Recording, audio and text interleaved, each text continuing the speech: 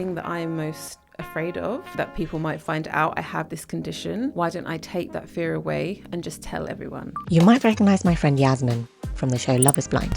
What you don't know is that we recorded this episode almost exactly a year ago, before the show even aired. Once they fall in love with me, then I'll tell them and hope they don't leave me. No spoilers here, I promise. This episode's only about Yasmin's experience as a young woman with vitiligo through the lens of mental health and culture. One time going to church with my family, pastor came up to me, shouting prayers at me and, pouring olive oil over me. This is The Culture Gap. Our new episode's out now on Apple, Spotify or YouTube. Watch or listen and let us know your thoughts. Hey Yasmin. Hi Vinny. Welcome to The Culture Gap. Thank And you. today we're going to be talking about you and about your experience with vitiligo. So to start off with, I thought it would be helpful to just explain what vitiligo is for people that might not know. So my understanding is vitiligo is an autoimmune condition, which basically means your immune system mistakes your own body cells for something foreign and attacks it. And in this case, they attack the melanocytes in your body, which are the cells that make your skin pigment, which is why people end up losing patches of pigment in their skin. And most commonly, it's symmetrical, but sometimes it can be asymmetrical as well. And we're going to be talking about that in relation to mental health and culture. So thanks so much for joining me. I know we're recording at like an odd time after work. No, not at all. It's my pleasure. And thank you for a really good introduction. That was beautifully explained. No problem. And I should also do an introduction to you. Oh, so you are one of my oldest and bestest friends. Yes. And you work in healthcare. You're a physician's associate. I know on Twitter we're supposed to be enemies. I know we are. We're supposed to be beefing. For people who aren't aware, doctors and PAs are kind of at loggerheads sometimes online. Yes. On Med Twitter. yeah. It's a little bit hostile at the moment. But Yasmin and I have been friends since, 11, 12? Yeah, exactly. And we thought this would be a good thing to talk about because actually there's not many conversations out there about vitiligo in relation to mental health and identity. So Yasmin, tell me about vitiligo. Okay, I guess I can give you like a little bit of a brief history of my experience with vitiligo. So like you rightly said, it's an autoimmune disease. It attacks the melanocytes in your body, which is why I've got patches. I know obviously you guys can't necessarily see, but I've got patches of white around my eyes. And like Vinny said, most vitiligo is symmetrical, but you can get different types of vitiligo. Mine happens to be quite symmetrical. I developed it when I was about 8 years old. No one in my family has it. And obviously I had no experience of it before this happened. Lots of people ask me what was the trigger, why did it happen? It's still not 100% understood why vitiligo starts in some people who weren't born with it. I know that there is some genetic link or association. In that being said, if someone has vitiligo and they have a child, they may pass down the vitiligo to that child. Obviously, in my experience, in my case, no one in my family had it before. So mine was obviously a different trigger. In my research online, I read that it can be started by stress. I read about a story of someone who's started after his mum passed away.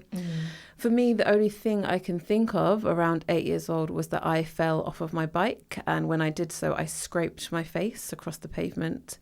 And then it all kind of scabbed up. And then once the scab fell off, normally, when that happens to you, the scab falls off and you have like new skin underneath. But my new skin underneath just didn't have any pigment. It kind of started like that. And that was the trigger. I started to get it around the rest of my body. So I was around, like I said, 8 years old. Quite early on, I started camouflaging my vitiligo. By that, I mean covering up with makeup so that you couldn't tell that I had it. And just to check, when I met you, yes. I think we were about maybe 11, 12, yes. You were covered up, like you were fully camouflaged. I was fully camouflaging and had been, for since I was 8, 9 years old. And I even remember going to like a specialist at the hospital. If you can believe that, they're specialists who are, help you choose the right colour shade and help you cover it up and camouflage it for scars, things like that, vitiligo. Is that a dermatologist? But it wasn't a dermatologist. It was like an allied healthcare professional. So it wasn't necessarily a doctor. It was like someone else in that field who helped you choose creams and camouflages and things like that. So they essentially helped me choose like a camouflage color. And then I had to, as you do, kind of perfect the technique of how to cover it up. And I was doing that for a very, very long time. So like you said, when you met me, you didn't know I had it. Yeah. And I really didn't tell anyone unless I absolutely had to. It was a really big aspect for me. You know, it was a big source of anxiety. I hated the thought of people finding out about it. And so I just covered up all the time. When you first were offered the option to cover it up, was it something that was said to you, or did you go research it yourself? Oh, no, it was said to me. I guess for me, my mum, you know, my family going through it with me, that was the option. Not covering up was not an option. Like, it didn't even cross my mind, to be honest. So, yeah, that was the only option. You know, you've got vitiligo. This is what we do about it. Let's cover it up. So that was what I did. And, you know, it worked for me at the time because I think I would rather spend 40, 50 minutes up to an hour every day covering it up than go out into the world and have people stare at me or talk about me or look down on me. Yeah. So for me, that was the best thing at the time. And, you know, growing up, going through adolescence is hard enough without this added kind of layer of complexity. So it was really difficult growing up, and I kind of tricked myself, and I use the word tricked because it's completely not true, but I really tricked myself into thinking that like no one would love me with vitiligo, you know, romantically. I would never find a partner, or I would have to cover it up until they fell in love with me, and then when they fell in love I could reveal it to them. So it was, you know, really difficult, and I feel like it affected my self-esteem a lot. I remember being very confident when I was younger, but then, you know, I kind of lost a lot of that, and it carried on right up until university and even after. And it wasn't really until I would maybe say the pandemic, so around 2020, that things really changed. Having prominent figures with vitiligo in mainstream media, like Winnie Harlow, who's a Victoria's Secret model with widespread vitiligo all over her body. Seeing someone like her, and I looked at her and I thought, she looks beautiful. So, you know, why can't I think the same about myself? And seeing someone like her so prominently, I was like, if she can be a whole Victoria's Secret model, I can open the door. Because at its worst, Vinny, I couldn't open the door to the postman if my makeup wasn't covering my vitiligo. It was really bad. So it started like that. Okay, I can open the door. I can go to the gym. I can go to the shop. And, you know, just little wins like that. But it was still too small. Yeah. And then after I got COVID, and, you know, you have to isolate and you have a lot of time to think. And I was like, do you know what? Is this the legacy that I want to leave? That I was so worried about what people thought of me that I couldn't, you know, be my true self. So I decided if the thing that I'm most afraid of is, you know, that people might find out I have this condition, why don't I take that fear away and just tell everyone? So that's essentially what I did. I took a picture of myself without any makeup on. It kind of explained my story, what I've just told you, and then posted it on Instagram and Facebook, and didn't pick up my phone for 5 hours. And then when I did, honestly, the response was so beautiful, so heartwarming. I was like, wow, as if it took me 20 years to do this. Why? Honestly, it's the best decision I've ever made. It was very freeing. There's nothing more freeing and more beautiful than just being comfortable in your own skin. But I think it takes some time to learn that. Yeah. And from then, it's kind of, you know, my life has kind of changed a lot since then. It really has. Before we get to that, before we get to that bit, I want you to tell me a little bit about going back to growing up with vitiligo as a teenager. Are there things that you tried, apart from covering up with makeup, to either get rid of it or to make it better? Absolutely. You know, this is why I say I will never judge anyone depending on where they are in their vitiligo journey, because I was once that girl who would try anything. You know, some people stop you on the road. Oh, I know someone who had that. I've got a cure for it. You know, go to Cuba and take this herbal medicine. And I'd be like, okay, looking up flights to Cuba, you know, like. I'm glad you didn't go to Cuba. You know, and people said put creams on it, oils on it. A lot of people would like pray for me on it, which, you know, I do appreciate. I do have faith and I understand where they were coming from. But yeah, you know, there was a lot of prayers, a lot of, I remember one time going to church with my family and, you know, just minding my business, and all of a sudden the like pastor came up to me, you know, started, you know, shouting prayers at me and, you know, pouring olive oil over me. And like, I understand that it was, you know, a good thing that from their point of view, they were doing what's best for me, they thought. But it was quite traumatic for me. You know, I was still quite young. I'd never seen something like this before. I didn't know what to expect. And it came so, you know, out of nowhere for me. And I really like, for years after that, every time I smell olive oil, it brought back that memory of just, you know, being.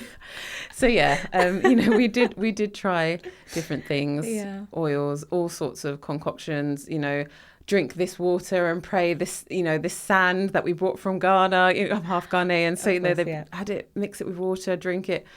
There was a lot of things we tried. And touching on that, so you're half Ghanaian, yes, and then you're a quarter Egyptian and quarter Lebanese. Yeah. So there's a real cultural element to understanding vitiligo. Absolutely.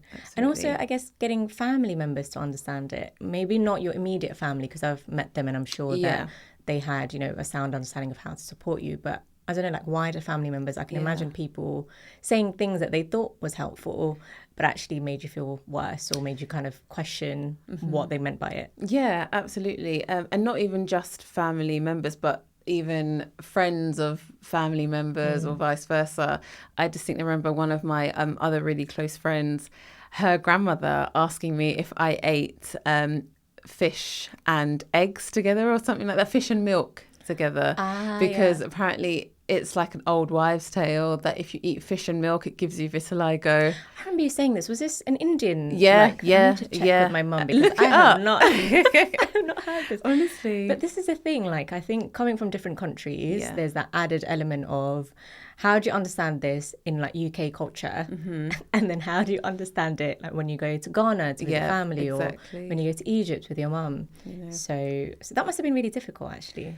It was really hard. It was also like having to try and explain it all the time, or just being asked about it all the time. You know, I try not to be too offended by it, or, you know, to get upset, because a lot of it, they're just curious. They just want to know. But sometimes it is hard. You know, sometimes I'm like, can I just have a day where no one points it out? It's like, I already know I have it. You know, I don't need to be reminded of it every second, because I think, you know, like anything, say you have a spot on your forehead and no one else notices it, but you are so conscious of it. When I'm out and about, you know, especially at the beginning when I stopped camouflaging, I was very much like, everyone's looking at me. Everyone's looking at me. Everyone is thinking, oh my goodness, look at her. You know, I remember the first time I went on the tube with no makeup on. I stared at the floor the whole time. Stared at the floor. And then after maybe like 20 minutes, I was like, okay, let me just look up and brave and see what's happening. And I looked up and I realized that I was like, girl, nobody cares about you. Everyone was completely in their own world. They weren't looking at me, but I felt like I was, you know, an eyesore, like everyone was looking at me. So yeah, the last thing I needed was other people bringing it up. Especially, and this was another kind of point of contention growing up, especially with me and my mum. If you spent so long camouflaging it and someone still notices it, you know, that was really difficult for me. Or like, you know, I would spend ages trying to get it right. Just the same as anyone else when you do your makeup every day, but some days it just doesn't look the same. And imagine that when what is at stake is, you know, covering up your vitiligo. You just get so frustrated. If anyone would point it out, oh, you've not done this right, or oh, your makeup's not done right. I realise now I wasn't annoyed at them. I was annoyed at the fact that I had, you know, tried hard and it still wasn't right, and someone had to point it out. So yeah, my mum and I used to get, you know, quite heated. Every time she would point things out, I would feel like, oh, you know, get so frustrated, and then I'd maybe snap at her, and then she'd snap. But looking back on it now, I also understand that she just did the best that she could. She didn't have any experience with vitiligo either. Yeah. You know, and she didn't want people to look at her child and in disgust or look at them and think what's going on. So I get that now, but again, it's easy to say 20 years down the line. Absolutely, yeah. And I think also I see what you mean, because you know when like if you're like, for example, if you're wearing makeup without vitiligo and you've got like a dry patch, people are like, oh, like your lipstick smudged. People are like, oh, your lipstick smudged. Yeah. But actually it means something completely different with someone with vitiligo if you're like, oh, you've left a patch like uncovered. Yeah, because, exactly. Yeah. It was such an undertaking to try and cover it up in the first place, you know. So yeah, that was just really difficult all the time. And you mentioned about how it's completely changed your life to reveal, I guess, to the general public about having vitiligo. Yes. So, coming on to that, I didn't know at the time. Do you remember when you told me you'd applied to be a model with an agency that supports people with, I guess, visible and differences. and invisible differences. Yeah, exactly. And I was like, I didn't even know they existed as an agency that specialised in that. It was such a find, to be honest. So, as I said, you know, I kind of told everyone about vitiligo. Response was really amazing. And so I guess I just kept up with that momentum. One night I couldn't sleep and I was literally on the internet looking at, there's a Vitiligo Society, and I was looking at the Vitiligo Society and I came across a page which said that this agency, it's called Zibody Talent, they're looking for models with vitiligo. And I was like, you know, well, I'm no model, but let me just apply and see. And I kind of just sent some pictures and told my story. And I didn't hear from them for ages. So I was like, okay, I haven't got it. And then like several weeks later, I got an email from them and they were like, yeah, we'd love to represent you. And I was like, who, me? So that was really exciting. And I was kind of like, oh, well, you know, I'm probably not going to get any jobs, but whatever. But, you know, credit to them. They're a good agency. And, you know, I've had some really good luck and some good opportunities. But I've managed... Tell me some of the brands you've worked with. Yeah, I've been able to model with people like Gymshark, Primark. I earlier this year went to Paris for my first international job for Sephora. And I've even done some walking for the London Fashion Week. So it's honestly been a dream. I never thought that someone who looked like me would ever become a model. And when I told my mum, she said to me, it's something that you've always wanted to do, but never thought you could. And now look. So, you know, shout out to places, you know, spaces like Zebedee and, you know, brands who work with people with the genuine goal of increasing diversity. Because they've given me this platform, this space that I never would have had. And also shout out to them, because if it wasn't for people like Winnie Harlow being so present in mainstream media, none of this would have happened. Because I know for a fact, I know myself, if I wouldn't have seen Winnie Harlow in Victoria's Secret or wherever she was, I would still be camouflaging. Like, I can 100% tell you, because she was the catalyst for it all. So she's really changed my life. I don't say that often about people I've never met. Well, hopefully you'll get to meet her one day. I would love to meet her one day. Just to tell her how much she's changed my life. And I hope I can do the same for someone. And it's now become something, because you mentioned about how sometimes you just don't want people to comment on it. You just want to get on with your day and not have to explain things about you. So it's gone from something that you wanted to be invisible to something that you've chosen to be very visible about, as in you're now a vitiligo model. Yes. So it is kind of part of what we'd call like a component of your master identity. Okay. So your master identity are components like age, gender, ethnicity. Okay. So they're things that we put forward as like the dominant sense of self in social situations. So for example, in some settings, I might lean on the fact that I'm a woman. In some, I might lean on the fact that I'm Indian. In some, I might lean on the fact that I'm a psychiatrist, whatever. So how has that been, going from camouflaging to now like leading with vitiligo? Yeah, it's kind of been like a complete 180, I suppose. For so long, I didn't want my vitiligo to have anything to do with me. And now it's kind of like, I guess because it's so visible, you know, you kind of can't hide it, so you might as well embrace it. I guess, and I use that in a way, if I see anyone on the street who's got vitiligo, a lot of the time I might just walk up to them and be like, hi, I just wanted to say hi because I saw you both got vitiligo, you know, and I would never have done that before, never have done that. So I feel like I've really embraced my vitiligo. You know, I'm using it as a strength. And I feel like I want to become like an ambassador for people with vitiligo and helping them to accept their vitiligo or wherever they are on their journey, because it is a journey, just helping them to know that they're not alone. You know, I have joined things like vitiligo support groups. I have found one on Facebook and I was part of that for, you know, a few years before I had the courage to, you know, tell everyone about my vitiligo. Like I mentioned about the Vitiligo Society, I'm also in talks about becoming an ambassador with them, just because it's so nice to know that you have these resources around. And, you know, 1% of the world have vitiligo. So it's not very common, but 1% of, you know, 7 billion is still quite a lot. Yeah. So it's a really nice community. So yeah, I feel like I'm just using it to my strength now. But what I also, you know, didn't want to happen was for my vitiligo to become my whole identity. And I try to be very careful with that. And I do often say my vitiligo is part of me, but it's not, you know, who I am. Yeah. Because I think, you know, it's really easy to get lost in it. Absolutely. And I think especially with roles like being an ambassador, people then think that you are like the be all and end all for opinions about vitiligo. Exactly, which I am not. Like I said, you know, everyone is in a different point in their journey. So for instance, I probably personally now wouldn't use any sort of creams or medication to treat my vitiligo. But I have no judgment towards anyone who would, okay? Yeah. Because there was one point where I was that girl. I would have happily taken a medication, a cream to, you know, to heal, to treat my vitiligo.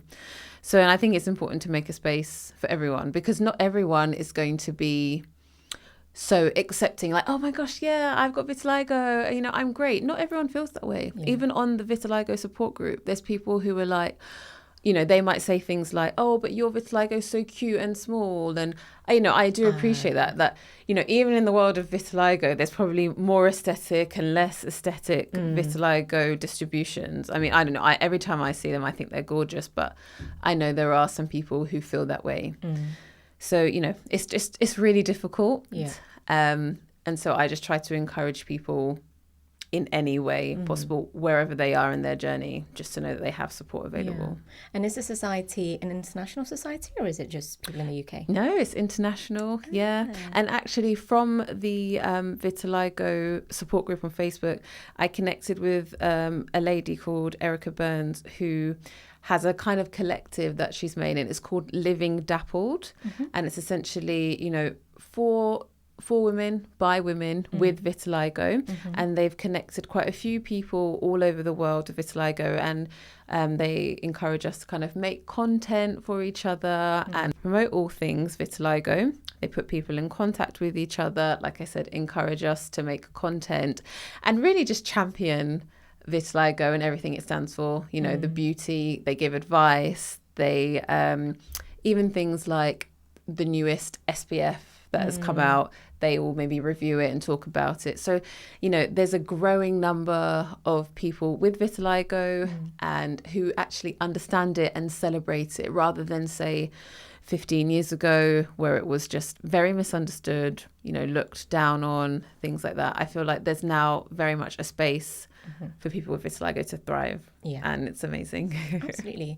And you mentioned about how your mental health was affected in terms of how you felt really anxious, and at times it got you down. Absolutely. What helped, apart from Winnie Harlow? Apart from Winnie Harlow? To be honest, I must say I had really good support from my family and my friends who, you know, the ones that I told. A lot of encouragement from them, even just to do little things. Like I remember when I went on holiday, we had been flying for ages. We came home and showered, and me and my friend wanted to go for dinner. And I went to go and start putting my makeup on, and she was kind of like, we're really hungry. You sure you're going to make me wait like 40 minutes, to put makeup on before we go? And I was like, do you know what? She's right. And so we decided to go out without me putting my makeup on. And it was really hard. I couldn't even look at her. And that's like one of my best friends, I looked down at the floor the whole time. But she was just really encouraging. And she was like, I'm very proud of you. I think it's really important when you have people around you who acknowledge what a big step that was for you. She could have easily just been like, oh my gosh, we're just going for food, like calm down. But then that would completely, ignore what a big deal that was for me. Yep. And that's the thing. I think unless you have, a very visible difference, unless you have vitiligo, you don't know what it's like. You can't know, because unfortunately we live in a world which is so driven by how you look. It's such a big thing. So when you have something that makes you so different and it's visible straight away, it's so hard to cope. So I really appreciated people who understood what a big step it was for me, encouraged me, and showed me the right resources. Like I said, I just thank goodness for things like Facebook and Instagram, which allows us to connect with people all over the world who are like us. It was really a comfort to read about other people and be like, okay, so it's not just me who feels this way, And then when I decided to become a bit more open with my vitiligo and confident, and I posted in the vitiligo support group, I had people messaging me saying, oh, you look just like my daughter. I showed So her sweet. your picture and she said you're beautiful and she's not going to wear her makeup either. And I was like, wow. So yeah, I guess I've come full circle, but it allows me at least to identify with people who are maybe at a different part in their journey and people who are more in line with where I am in my journey now. It's really not easy. Yeah. And I completely understand that this is a cosmetic difference. Do you know what I mean? It doesn't affect maybe my function or my ability to, feed myself or clean myself or do those type of things. But that doesn't mean that it's still not very difficult to deal with. And also, I guess you weren't affected by the autoimmune spectrum that vitiligo comes under, with some other people with vitiligo are. Some they people develop are. other autoimmune conditions that can be really, debilitating and affect how you function, like you said. Absolutely. So it just is, it's like a roulette, isn't it, almost, how you end up experiencing Yeah, it. exactly. Even within the community, people are affected differently. There's some people who have lost basically like all their pigment, which I think must be very difficult, especially say if you're a woman of color and you identify as a woman of color, but all your pigment is gone. So you, to everyone on the outside, maybe look like you're not a woman of color. How do you deal with that? I have friends who have albinism and they also talk about the same sort of thing, that they've culturally grown up in a black environment, but people don't see them as black because they have white skin, and the nuances of dealing with that. And I think there's a lot of similarities to vitiligo. And I know certainly in my case as well, my vitiligo has changed in the last few years. When I first, stopped camouflaging, the shape around my eyes was completely different and I had a lot less spots on my fingers. Okay. And, now I do. And that's another thing to consider, that I'm quite comfortable with my vitiligo now, how it is now. What if in 10 years the pattern might be completely different? Will I be as comfortable? I don't know.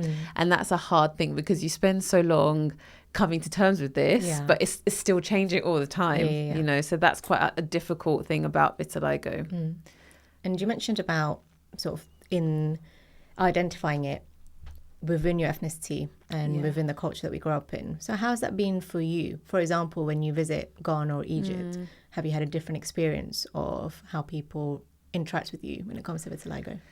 Yeah, it's a hard one. I don't know if 100% if it is because of the vitiligo, but when I've been to Ghana, some people do comment on it. They do ask about it. They stare a lot. I think maybe they're not used to seeing it as much, which I understand. But yeah, we get a lot of stares. One thing I have, maybe thought about, not necessarily in Ghana, but say if I tell people where I'm from, oh, like I'm Ghanaian and Lebanese and Egyptian.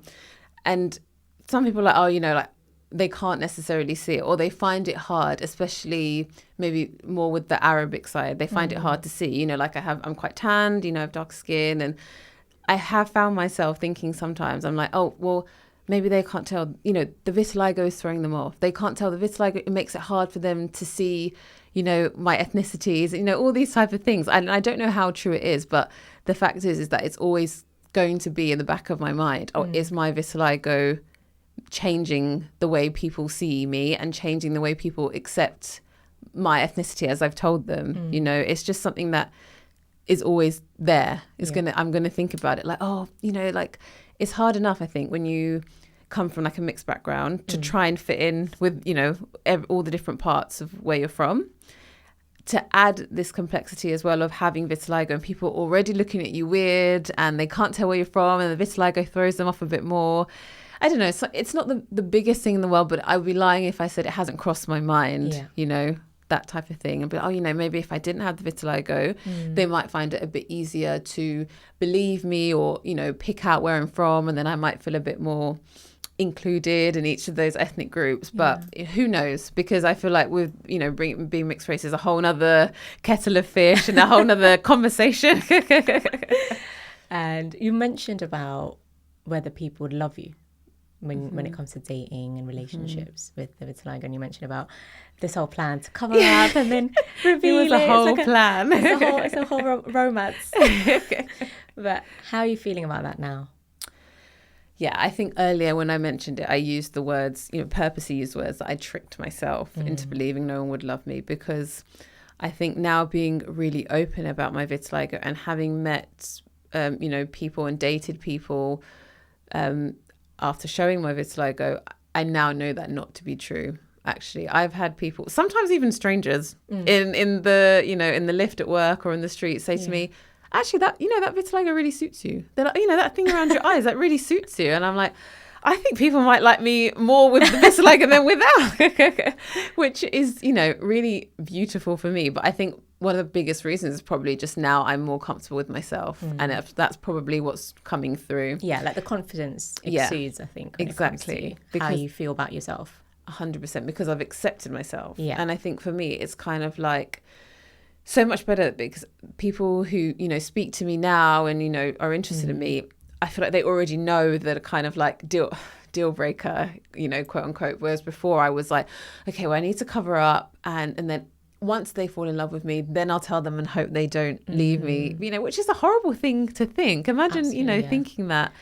But you know, it's understandable, because your skin is a physical barrier to your inner self and the outer world, but also it's a huge psychological barrier. Like you're able to portray what you want to portray based on what you understand your skin to look like. Like, for example, my skin color, the smoothness of my skin, how it appears. So all of that takes a big knock when it comes to conditions like this that you can't control. Yeah. So I can understand why you felt that way. Absolutely. Yeah. And I think also what struck me was, even though you're being very kind to these men, I have been in situations with you socially where men have said diabolical things when it comes to vitiligo. Not, I don't want to say intentionally, because I think they just had no idea what it was. They, the comments they'd make, it was almost like they thought it was makeup. They thought you'd like decided to wear eyeshadow that looks like that. I remember actually, yes, now that you brought it up, that there was an issue, not an issue, but a time when me and a friend of mine had gone out with two of our friends,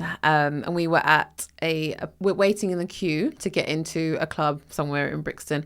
I think it was Halloween, and someone I don't know just came up to me and looked at me, and I wasn't actually dressed up in a costume. Okay, I just had my vitiligo out, and he was literally like, he looked at me kind of a bit in disgust, and he was like, your makeup looks scary, like, trying to be offensive. He knew it wasn't he knew it wasn't makeup like a costume. It was my skin. And he was like, oh, your makeup looks scary, bruv. And you know what? Fair play to the guys that I was with, because they were fuming. One of them was like, I'm going to go get my boys. I was like, no, don't get your boys. It's okay. But, he was really upset, and he told the, the kind of security at the front, and he was like, this is unacceptable, Eventually the person who said this, he did come back, and he was like, you know what, I am really sorry. I was just trying to be funny. And he was like, I actually do even have family members with the condition. And I remember thinking like, well, then why on earth would you say that then, I was okay with it. I think after all the years of people, saying remarks and silly things like that, it doesn't affect me too much, because I'm so so much more confident in my skin now than I was. I kind of was just like, yeah, whatever. But other people were really angry for me. I think you're more okay with it than the rest of us. And the rest. Which in a way is quite sweet, actually. Yeah. I do appreciate that. Yeah. I remember when I was very young, maybe in year 6 or so, someone I thought was my friend, he made a remark that I looked like Batman. Because of, obviously the distribution of the colour of Batman's mask, and the same was mine. And I found that really, and he said like in front of everyone, and I was like, oh, like I was quite shocked. So I was like, this is someone I thought was my friend. And I remember my primary school teacher at the time, she kind of came up to me, she knelt down, gave me a hug, and she said, I can guarantee you will be 10 times prettier than his wife will ever be, And do you know what? Shout out to her, because she's a great teacher. And I remember that so much. Sorry, I didn't expect it to get that. Why did she attack his future wife? Okay, we build other women up. I thought she was going to see prettier than him. And I was like, yes. Obviously. I get what she was trying to say. I took it really, really well. But I see. Yeah, you know what she was trying to do. Trying to make you feel better. But do you know, I think also people don't realise that you can't make jokes about someone's appearance when they're still trying to work out how they feel about it. Yeah. Like, you can make a joke about it if you want. Myself, exactly. Even I wouldn't make a joke about it, and I've known you and for... And actually, fair play to you. I've never done that. Yeah. Thank you. Yeah. And it's just never crossed my mind, because I just think when you're around people and you know what they like and you know what upsets them or what hurts them, you know what to say and you know what to say. And at year 6, I think this is what we talk about. Like, children can be cruel. Yeah, absolutely. Without meaning to, a lot of the time. So, but that can really shape. I feel like you meant it. So. But it can really shape your childhood. Well, yeah. I mean, I still remember that, like, word for word now, many years later. So, these things do stick with you. No, yeah, absolutely. And they can affect your whole psyche. I've met patients with, serious mental health conditions, and they can point to, a certain moment in their childhood where they were bullied or someone said something awful to them at school, and it can really affect you. So I think we don't really give enough, do you know what I mean, importance to educating kids to not do stuff like that. Yeah.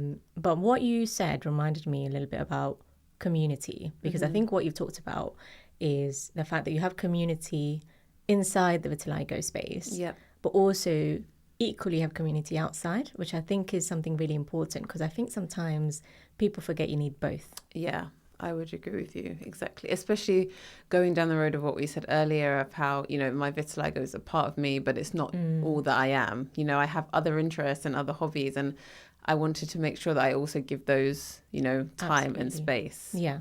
Because vitiligo is just one part of me. And I would encourage everyone with vitiligo, or any, difference, to do the same. 100% be a champion of it for others, but don't lose yourself in it. It's just one part of you. Yeah. Definitely. And coming on to dating, going forward, how do you feel your approach, sort of romantic life, making relationships? Is there anything that you're either looking forward to or feel a little bit apprehensive about still? It's a tough one, because, like I said, I am, really open about my vitiligo now, but there is still a tiny part of me every time I maybe meet a new person, or, like go another date or meet friends of a person I'm dating. I'm a bit like, I feel like I almost have to get ahead of the vitiligo, which was, again, the whole reason I was camouflaging, because I couldn't stand the thought of people finding out or the thought of people talking about it. I remember once I was dating someone and I went to go meet his friends, and just before we met them, I turned to him and I was like, they know I've got vitiligo, right? And he was like, yeah, they've seen a picture of you. I was like, okay, fine. But even the fact I had to ask, I'm still like, oh, there's still some work to be done. Just because it's still in the back of my mind that, like, are they going to talk about me? What are they going to say? I don't know if that will ever go away, because obviously it is a difference. Yeah. Most people, don't have vitiligo. So I will be very aware of it every time I meet someone. That being said, I feel like I've just come so far from where I was before, like even to the point, a few years ago when I changed my Hinge photos to all photos of me with vitiligo, and I never thought I would even get a match. But, I was able to, people see it and they appreciate it for what it is, and then they can decide if they want to swipe or not. So I'm so much happier doing it that way than how I was scheming to do it before. Not scheming. Yeah, I get that. And if not that I want you to be a representative of Vitiligo, but if there was another young girl looking at this and said, I have a very similar life to this Yasmin. And she seems to be spitting some truths about vitiligo that I've never heard before. What would you tell people like that? Because I think I would say, what would you tell people in general? But actually, I think there's a lot of nuances to your experience. Sure, I get that. So, yeah, what would you tell them? I would honestly say to her, but I think it can be applied to everyone without it, not to waste another second of your life thinking you're not good enough, thinking you're too ugly, thinking no one will ever love you, putting all these barriers in your own way because of your vitiligo. I decided to just accept myself and be my most authentic and truest self. And it is the best and most freeing decision I've ever made. I mean, you've been witness to it. You've seen how my life's just turned, in the past 5 years. I even, recently did the Miss Universe thing. I was the finalist in Miss Universe Great Britain, which I never thought I'd be in a beauty pageant. Were the only person with vitiligo? I was the first, the first Miss Universe Great Britain finalist with vitiligo. I love that we're sitting up for it. You want to do it again? Go for it. Okay. I am the first finalist for Miss Universe Great Britain who has vitiligo. Yay! But, all of these things all these boundaries I thought I had, I think a lot of them I made for myself. All these obstacles I felt like I had to jump through, I was putting them in my own way, and I'm not saying that, you're going to listen to this podcast and one day you're going to wake up and be like, oh my goodness, everything in my life's perfect. Not at all. This took me 20 years. So let's not, put out that it happened overnight. Absolutely. It was a long journey for me, but I'm just glad I finally got there. And I just want as many people as possible to, feel as free as I feel now. Yeah. And you know what? If tomorrow you decide, I want to wear camouflage for the day, I'm not going to judge you. Absolutely. No one's allowed to judge you for it. That's the thing. That's the greatest thing. It's absolutely no one else's business but mine. When I first, became more open about my vitiligo, I was still sometimes camouflaging to work. I was still sometimes, if I went out, or went on a date, I would still camouflage. And I felt a bit like, oh, am I a fraud? I don't know. But then I was like, do you know what? No. Sometimes I camouflage and sometimes I don't, and that is absolutely fine. Exactly. And do you know what's incredible? That you found that confidence through one of the most notoriously exclusive and judgmental industry, which is the modelling industry. I know. Like, what can you imagine? I mean, I think with everything going on in the modelling industry with diversity at the moment, like, I'm loving it. I'm really riding the wave, but I am conscious that it is hopefully not, but with waves they do kind of ebb and flow, and diversity is in at the moment, and vitiligo is really pretty and cute and acceptable at the moment, but it wasn't always like that, and I don't know if it will always be like that. So that's the only thing. You can't, I'm not relying on acceptance from the modeling industry to give me my confidence. Absolutely. I found that regardless of it. I was going to say, because if you rely on how capitalism works in terms of what makes money now, employing models who have a diversity and inclusion card that they can bring to the table, then you probably set yourself up for a life of misery, because they could decide in a month's time. It might not be exactly. That's not in. Exactly. Fashion is very fickle. Something's in today and then out of style tomorrow. So I don't want to sound negative and be like, I'm just waiting for vitiligo to come out of style, because hopefully it doesn't. No. But like I said, I'm not going to base my worth or my acceptance on that, because, it surely will change. Fashion is always changing. Yeah. But for now, it's really great to see, and I hope it continues. And I just hope people see the reasons we're championing this so hard, because it changes people's lives. Like I said, Winnie Harlow changed mine. So I'm very much an advocate for diversity and inclusion in fashion, 100%. in you know, all these industries, In every TV, industry. in every industry, because there's a reason. You know, representation works. I'm living proof of it. Well, thank you so much for joining today. Thank you so much. It was a pleasure. And we'll go get a milkshake after. Yes. On me. Thanks, Vinny. All right. Thank you for listening to this episode of The Culture Gap. Our guest episodes drop on the last Sunday of every month. If this conversation made you think differently about mental health, there's a lot more coming. Follow us on YouTube or wherever you get your podcasts, and find us on social media to connect. One story at a time.